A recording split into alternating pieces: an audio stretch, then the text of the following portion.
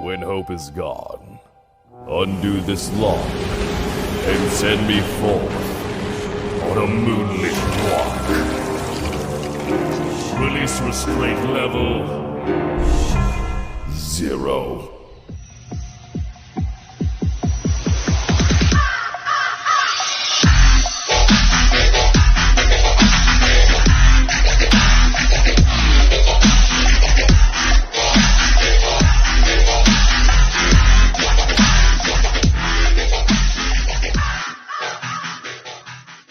Hey kids, wanna see a dead body? Hey guys, this is the Void of the Ravenclaw. Welcome back to another fan fiction story. We're going to continue where we last left off. After Izuku and Shoto got back from the city tour and got attacked by 4 Midoriyas, it was found later, it was later found out by Shoka that they got into the city by the actions of Derek, the local warlock, that's been causing trouble for Shoka for years. As you see Izuku and Shota in the training field in the palace grounds, as their swords are clashing with each other, as the vampire and the vampire hunter clash blades, immediately jump backwards, as both of them have a smirk on their face. Shoto parried Izuku's attack and saw a slight opening and immediately counterattacked, only for Izuku to block his sword with his own, as they both circle around each other while their swords are grinding against each other, or grinding against the metal of both swords. You could hear the grinding of the 2 black-silver swords.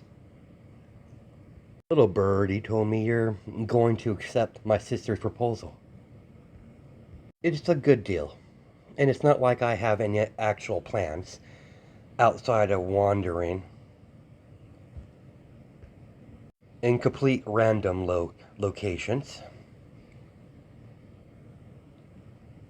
Have you figured out how the Midoriyas got into the city? I know for one thing my family wasn't able to do it by themselves. That's giving them too much credit. Quite correct, Izuku. As they both push each other's blades towards each other, as they jump backwards to get some distance,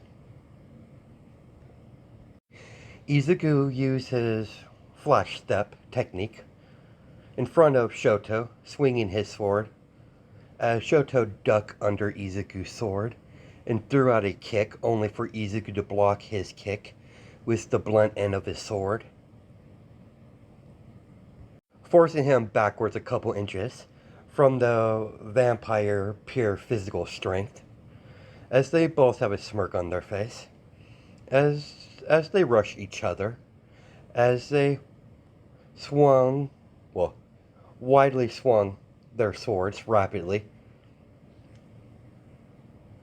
in succession with incredible speed, as sparks begins to fly when the swords collided with each other, as they both back off from each other. Well, apparently Derek is responsible for smuggling the Midoriyas into the city. My sister is furious, of course. She wanted his head on a spike for a very long time. Now she has the perfect excuse to end that poor warlock's life. Who is this Derek? As they both cross blades with each other, so you can see sparks flying when their blades collide, as they both walk in circles, gauging for any openings. He's a warlock, a very old warlock. He might look like he's in his late 40s, maybe 50s, but he's actually 800 years old, and he's a very sneaky one. Well, it looks like we need to cut his short life then. But would only I'm surprised my family would even work with a warlock, considering their hatred for magic in general. The sneaky bastard used a proxy, a human, to get your family into the city. Manipulative. Impressive feat for a warlock. I might not like the man, but I can respect how he plays the game.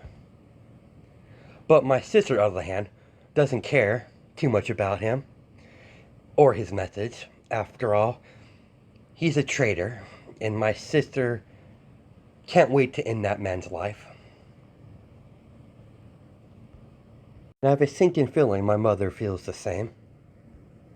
As they both clash swords again, as a vampire and a vampire hunter try to push each other back with their strength, resulting into a strength struggle while their blades are grinding against each other. The metal begins to make that grinding noise, and the little sparks would form. I know you have a large magic community here in the city. How are they going to take it? How they're going to take it if you're going to kill one of their warlocks? I bet they would be concerned. I'm going to have to inform the Grand Witch what's about to happen. I don't know how she's going to take it. Izuku used a little more of his hunter strength, winning the strength battle with Shoto, as Shoto was forced backwards. As a moment he pushed his sword backward, Izuku swung his sword in mere seconds, forcing Shoto to jump backwards to avoid the black silver sword that was about to carve through his chest. Let's kick it up a notch, wouldn't you agree? My thoughts exactly, my friend. Izuku begins to glow bright green around his outline of his body. The moment he left forward, the ground cracked while his foot was... cracked. Shoto did the same thing. The ground from where he was standing cracked. About the same time, same as much as Izuku's. Shoto used his superior vampire speed and strength, destroying the ground when he leapt forward. And their swords clashed with each other. Sparks begin to form as they're moving so fast that a normal human wouldn't be able to keep up with their speed. If someone walked upon this scene by accident, they would not believe that. They would believe that two vampires were fighting each other. If it wasn't for Izuku's human scent that he gives off, they would mistake him for a vampire. Each time they would clash swords, Izuku and Shoto would increase their speed slightly from each thrust of their swords, and increasing the sparks when the swords collide with each other. As by now they're drawing quite a crowd, as many of the vampires in the palace witness the fight, this basically sparring between Shoto and Izuku Midoriya that's been staying in their palace. They briefly disappeared, then reappeared right behind each other, back to back. Shoto and Izuku have a cut on their cheek from their swords, landing a brief hit on both of their faces. As you see the wounds healing from them instantly. They both turn around and sheath their swords as they bow towards each other in respect for their sportsmanship and for the spar. Who taught you the ways of the sword? You're clearly skilled. My aunt taught me. She's the one who taught me everything I know outside of magic. My master Alice taught me the ways of the craft. I do want to meet my teacher again. I haven't seen her in a couple years. I'm no fool. I haven't fully controlled my hunter strength. And I know by the fact if you wasn't holding back, I probably wouldn't have lasted very long. Doesn't matter how powerful Midori is. One-on-one against a pureblood is basically suicide. I highly enjoyed the challenge, my vampire friend. Though known you would have figured it out that I was holding back. It's only natural, my friend. I might be a Midoriya, but I'm still only human. Despite my impressive strength, speed, and regeneration and reflexes, that fact will never change. You could always be a vampire that could easily level the playing field. I thought about that on occasion. I'm not opposed to the idea, but according to my family history, Midoriyas are unable to go through the transition. They would die through the process. Even if it was possible for me to change into a vampire successfully, the person who would turn me would have to be someone special. That's understandable. Turning a human into a vampire is a very intimate thing that a vampire can do. I just wanted to get your opinion on the matter. That's why I wanted to ask to get a sample of your DNA to see if it's even possible. Out of only science curiosity on my part. Wait, you're some sort of scientist? Guilty as charged, my friend. My sister's a spy master. I am a bit of a doctor scientist. My elder sister, Fumi, is a advisor to one of the elders that they run their own city. My other brother is a bit of an inventor. He makes a lot of hero gear, for heroes, of course, in one of the human cities. And suddenly my late father was killed by a stake through his heart when he was trying to achieve his number one goal to be the number one hero. We're still trying to investigate who killed father. It's still quite a mystery. And you know what my mother does? That's my family in a nutshell. You know about my family. They're a bunch of short-sighted hypocrites and psychopaths. Shoto and Izuku immediately start laughing out of the irony of their family problems. Shall we head to your lab? You said you wanted to get a blood sample. There's no better time than now, so let's get going.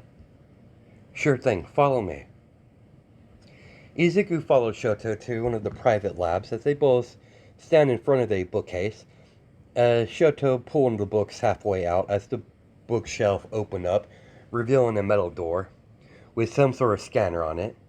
As Shoto scanned with his eye over the scanner, as he scans his eye, as the door slowly opens, as a vampire and a vampire hunter went into the long hallway into a private lab, as Izuku sat down on one of the stools, while Shoto gets some medical equipment to draw some blood.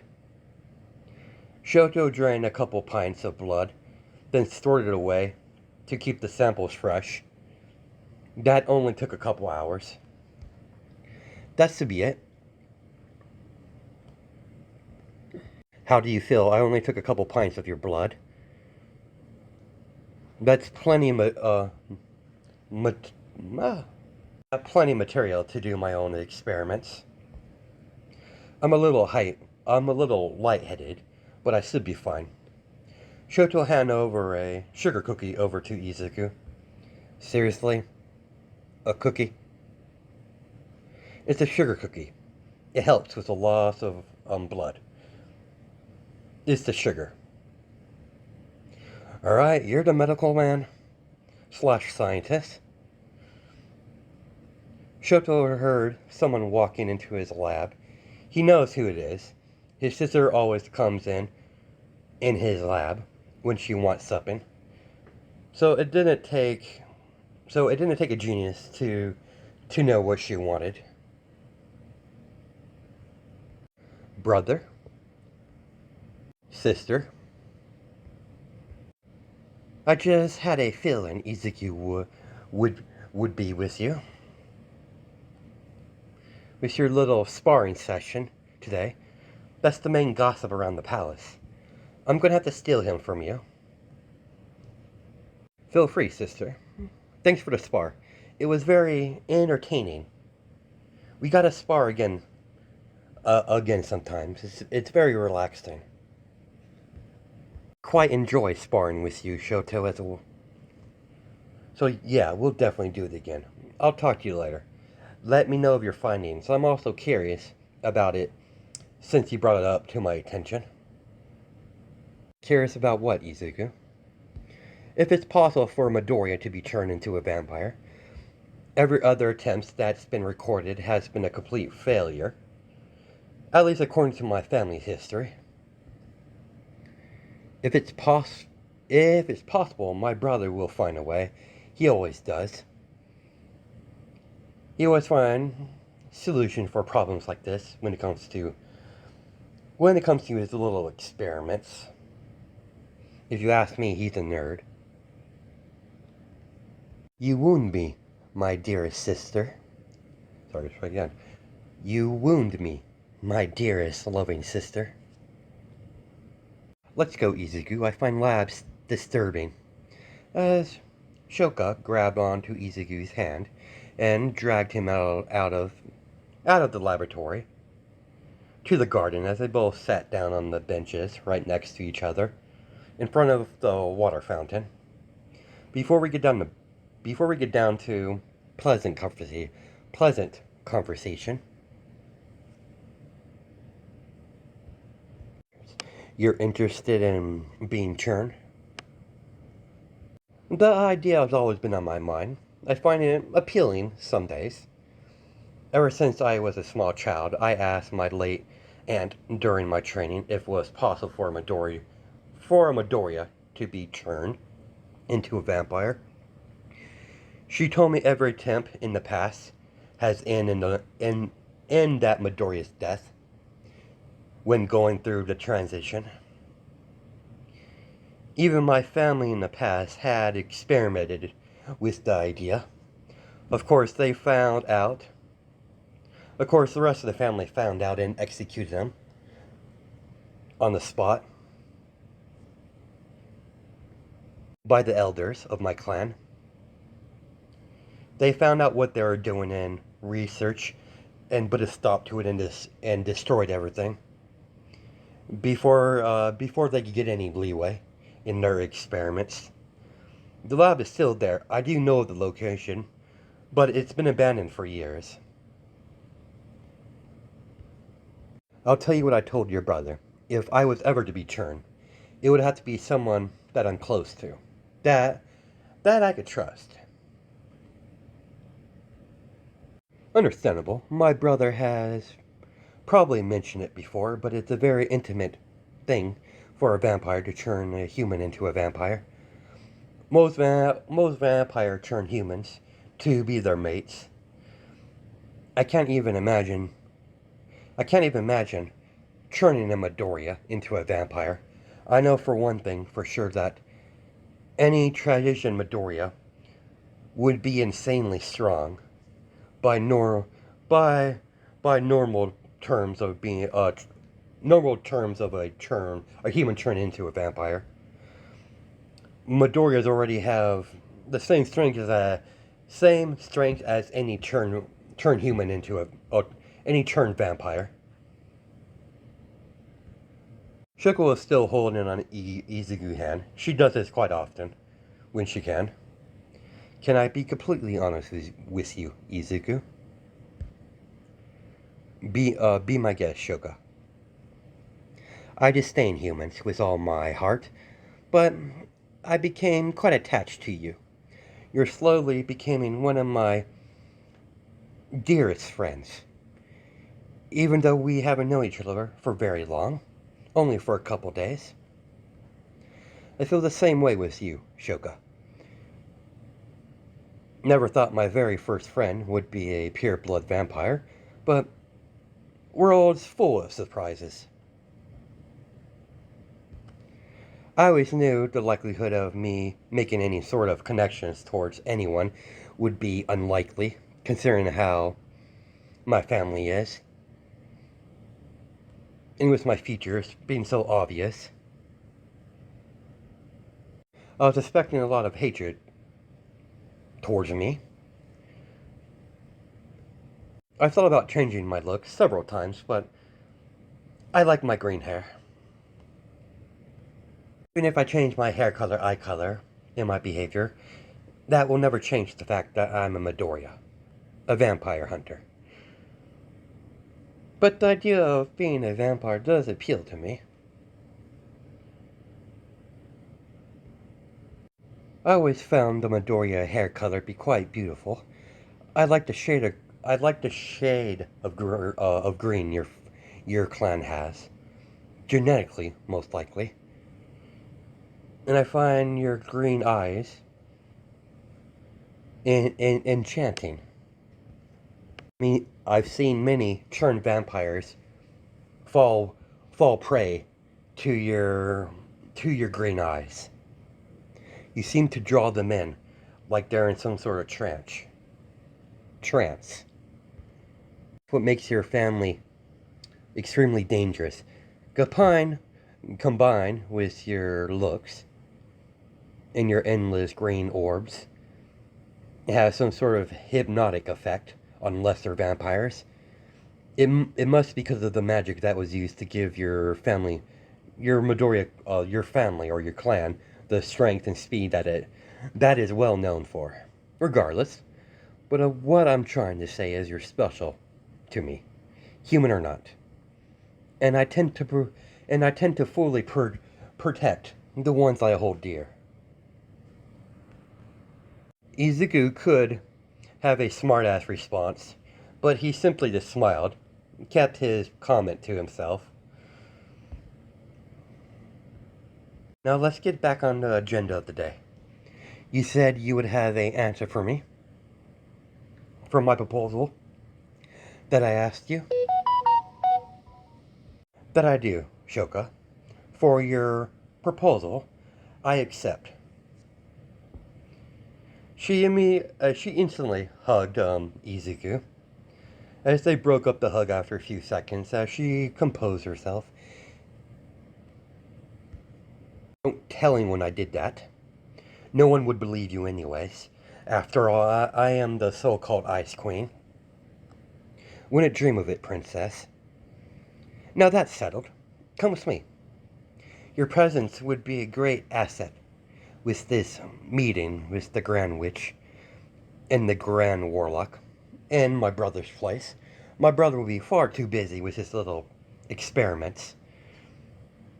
After all, you did witness the intruders that entered the city, and I would like to have you present. I'm at your service, Shoka. If you want my help, you just gotta ask. I'm truly thankful, Izuku. After we get this nasty bit of business over, and set you off on your very first hunt, we also need to recruit some more members. Two more spots would be open. Hunter teams are normally sponsored or has a benefactor with a vampire. Always form their teams in threes. I'll leave the recruiting in your hands, my hunter friend. No rest for the wicked, I take it. Of course. Shoka and Izuku both have a grin on their face. Once I finally find Derek, I hope he resists. I haven't done anything physical like that in a while, so I'm not just a pretty face. I mean, that's pretty much given, Shoka. After all, you are pureblood. I have more than my vampire abilities at my disposal. They don't call me the Ice Queen for anything. Izuku noticed, while they're walking through the garden, the flowers would freeze when Shoka would pass any plants or trees, as the roses in a garden are completely frozen. Ice magic? Not exactly. It's a special trait that I get from being a pureblood. Only purebloods get unique abilities compared to the normal abilities you would get from a human being turned into a vampire. My brother has the ability to create fire. I have the power to wield ice to my command. After all, we kind of have the yin and yang thing going on. After all, we are twins. So, do you practice ice magic by any chance? I know a few spells, never really had an excuse to use them outside of training. I'm more attuned to making magical barriers. I have a great affinity for magical barriers. Several hours later, a limousine entered the gates of a Gothic manor. As you see Shoka and Izuku coming out of the vehicle, Shoka has her arms linked with Izuku as they approach the main door. As a witch and warlock open the door for them to step in, as they were waiting in front of the manor for their arrival, Shoka was walking down a long hallway with Izuku. They finally got to their destination, a large room down the hall, as Izuku sees a witch and a warlock sitting down, having tea with each other, conversating. I do apologize, Cassandra, to bother you. Unfortunately, my brother won't be attending this time around. It's quite a shame. I highly enjoy teasing him. Do you see what I see, Damien? That I do. I haven't seen one of those in a couple centuries. Even when we had a friendly occurrence with the family, they never... Only seen one Midoriya in my entire long life. So it's true. All Midoriyas have green hair and green eyes. Interesting. Are you going to introduce me to your friend, Shoka, dear? Of course, Lady Cassandra. This is Izuku Midoriya. The Midoriya with magic. I can sense it. As Damien gauge Izuku's magical essence, to gauge how powerful he is. If I remember correctly, didn't your sister say she took a Midoriya under her wing? You are correct. Alice did. She did mention that she was training a Midoriya. If you're referring to the same Alice I'm remembering, Lady Cassandra, yes, I was taught by Alice. Well, isn't it a small world? Please have a seat and join us. It would be my pleasure, Lady Cassandra. Shoka and Izuku approached the glass table and sat down. As the maid came in with some glasses, as they filled the glasses with tea. I haven't had tea in a while. I find drinking tea, having discussions like this, to be relaxing. Wouldn't you agree, Damien? Absolutely, old friend. I take it you here with proof this time around, Lady Shoka? You're not surprised? Of course not. It is well known you despise Derek. I personally find the man revolting. Do you have the files? Here's all the evidence I have collected. These are definitely incriminating. I'm going to have to look into this before I allow you to do anything else. I have to be sure that you actually have solid proof of his wrongdoings, so he won't find a way to sneak out of it. After all, the man's quite a snake. They stayed for a while to drink their tea and talk with the witch and warlock. Cassandra and Damien. And Izuku found the Grand Warlock to be a bit of a oddball, but genuinely a nice guy. Izuku immediately figured out Cassandra is quite a tease. Purposely expose her cleavage, thus to tease Izuku. Tell right off the bat, his teacher is related to her. They're too much alike. They have the same methods of teasing methods.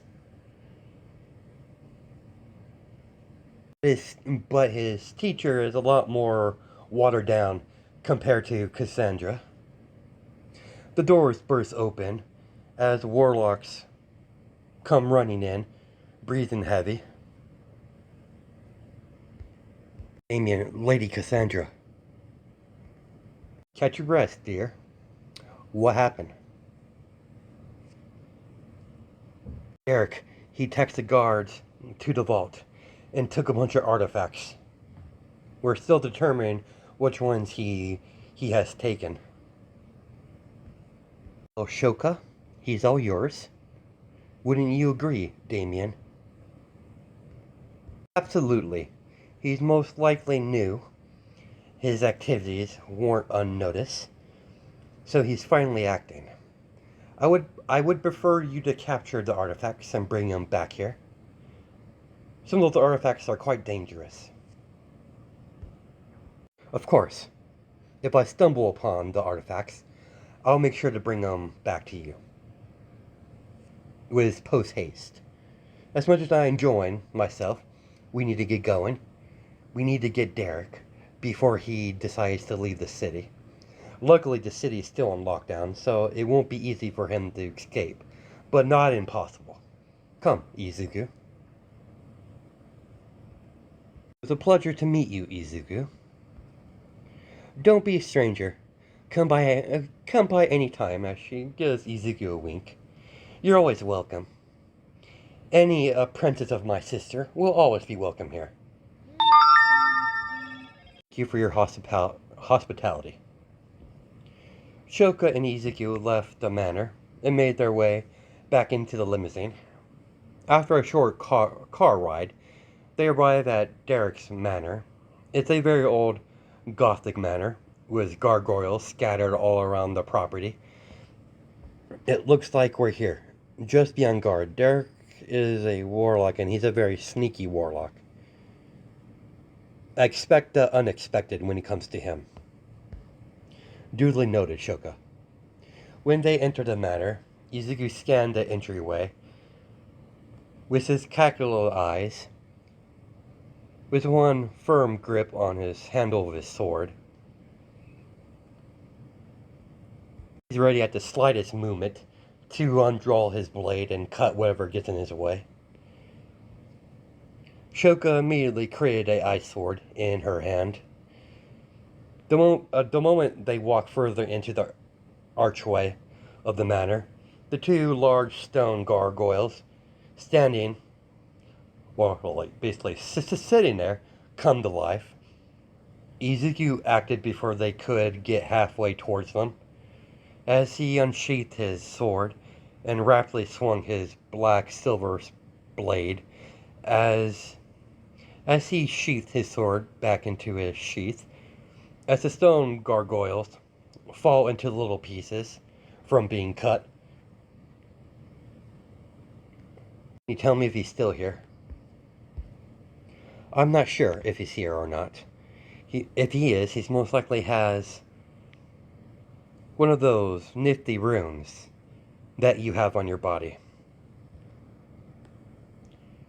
After all, runes has more of a warlock speciality than witches. So it's only natural he would have some sort of concealing rune to hide from me. Like I said, he's a sneaky one. Of course, your runes are a lot more complex and more advanced than that snake. And since his rune work is average at best, let's begin to search every room in the manor until we find him. After they search for a while, they get to the last room as Izuku cut the door down, slicing down the door in half with his sword, as he sees a huge monitor on the wall, as it turns on the moment they enter the room. If you're watching it, Shoka, that means I've overstayed my welcome in this city. You're just too slow, Shoka. I win, you lose. Like always, dear. See you around. If you survive, that is. Have fun. As the monitor turns off, that son of a bitch, Shoka immediately frozen the entire room out of her pure anger. Izuku heard some noises coming from all of the walls and ceiling. As the door and the windows get sealed off by metal blast doors, boxing them into the room, as all the walls immediately shot out spikes out from all the walls and from all around the wall and on from the ceiling, as silver spikes shoot out all at once. Izuku got in front of Shoka and began reflecting the spikes with his sword. He could only reflect a certain amount of them until he knew some of them were going to get past him. He only did what he could do currently, is shield Shoka with his body when he knew he wasn't going to be fast enough to reflect all of them all at once. So the spikes found a nice home in Izuku's body. As Izuku started to cough up blood, Izuku slammed his sword into the ground, breathing heavy, with silver spikes impaled all over his body. Izuku was about to pass out as sorry, give me guys. Shoka screamed Izuku's name and caught him before he fell to the ground. As she gazed at him worriedly, as she picked him up in her arms and kicked down the metal blocking the pathway to the door, as she rushed out of the manor and used her vampire speed to get to the palace. Taking the limousine would take too much time. She knows Izuku's losing a lot of blood. Times is the essence. He would bleed out before they even get it back into the palace. Several hours later, you see Izuku connected to several medical devices as vampire blood is running through his system to jumpstart his healing. Vampire blood has a healing effect on normal humans. When you're not trying to turn them. The vampire blood has a healing effect on normal humans. As long as they don't die when they have blood in their system, they won't turn. Shoka donated her blood herself to Izuku. She would not allow any other vampire blood to go through his body.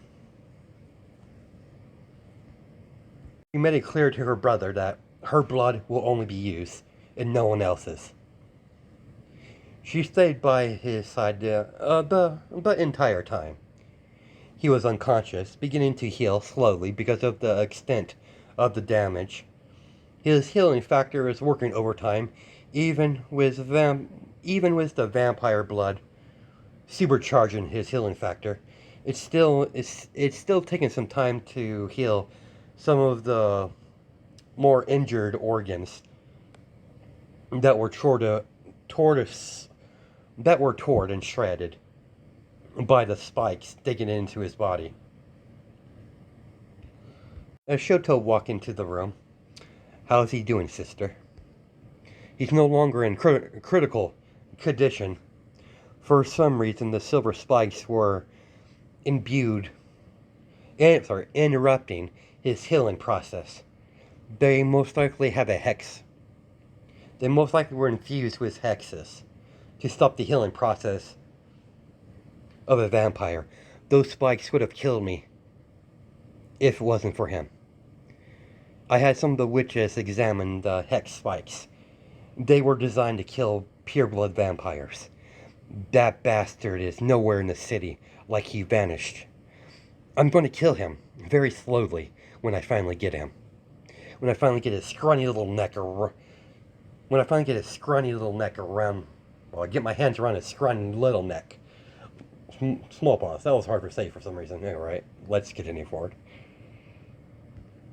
I would hate to be Derek right now. Let's see. Let's take a look at his chart. You're right. He's not, You're right. He's out of immediate danger. For now. He's in a medical-induced coma. So his healing factor can take fully effect. Luckily, we remove all the hexes that affected his body according to the chart. According to this, his body should be in a full recovery in the next month, or According to the chart, he's to be in full recovery in the next month. His body will be able to fully heal by 4 or 5 days, but we want to make sure that nothing goes wrong before we discharge him for an entire month. So he's going to have to be bedridden for that time. I'll take care of it. I'll take care of that, brother. Once he's stable enough to move, I want him moved to my quarters. I already have the maids prep my room for his arrival. I know better not to argue with you, sister. We cut to the old training ground that Izuku was trained by his aunt, where his aunt is currently buried. According to the magical signature, this must be the place where that Midoriya brat trained. Fascinating. A group of feral vampires have some sort of magical symbol on their forehead approach the warlock. What are you waiting for? Slaves. Dig up the body and don't damage it. She's going to be a great asset to my plans. Now get a move on, bloodsuckers. As they rip through the ground, eventually undigging the coffin and tossing the tombstone across the way, hitting a nearby tree. Derek watched the feral vampires pull out the coffin. As these feral vampires are under mind control, using mind control magic,